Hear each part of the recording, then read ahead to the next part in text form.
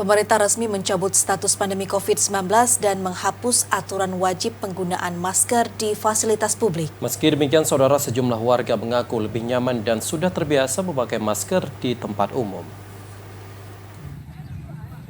Beberapa masyarakat mengaku lebih nyaman dan terbiasa memakai masker di tempat umum. Meskipun pemerintah telah resmi mencabut status pandemi COVID-19 dan menghapus aturan wajib penggunaan masker di fasilitas publik. Salah satunya siswi di SMP Negeri 2 Langsa, Oktavia, mengaku sudah terbiasa dan lebih nyaman memakai masker saat bepergian keluar rumah. Selain itu, dirinya juga masih khawatir bahwa virus COVID-19 belum sepenuhnya hilang, sehingga kebiasaan mencuci tangan serta memakai masker di tempat keramaian tetap dilakukannya. Nyaman ya? Nyaman ya? Masih ada was-was dengan virus? Lumayan sih. Masih ada rasa khawatir juga ya? Iya. Kalau pergi-pergi jauh aja. Sementara itu, Kepala SMP Negeri 2 Langsa, Abdul Muthalib menyebutkan telah mengetahui informasi pencabutan status pandemi COVID-19 dan penghapusan aturan wajib penggunaan masker di fasilitas publik.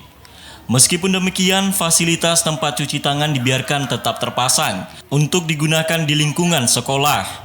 Bahkan disebutkannya sejumlah guru maupun murid di sekolahnya masih banyak yang masih memakai masker dan menggunakan fasilitas tempat cuci tangan.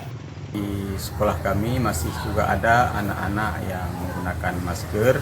Mungkin mereka merasa was-was atau mungkin sudah menjadi kebiasaan atau menjadi gaya hidup. Dan juga anak-anak ada sebagian masih juga mencuci tangan ketika masuk ke sekolah. Maka dari itu fasilitas cuci tangan belum kami pindah. Pemerintah telah resmi mencabut status pandemi COVID-19 di Indonesia mulai Rabu kemarin dan mulai memasuki masa endemi di mana sebelumnya juga telah dikeluarkan surat edaran terkait protokol kesehatan. Untuk seluruh masyarakat yang hendak melakukan perjalanan dalam dan luar negeri, termasuk menghapus penggunaan masker di fasilitas publik. Dari Langsa, Mulyadi, TVRI melaporkan.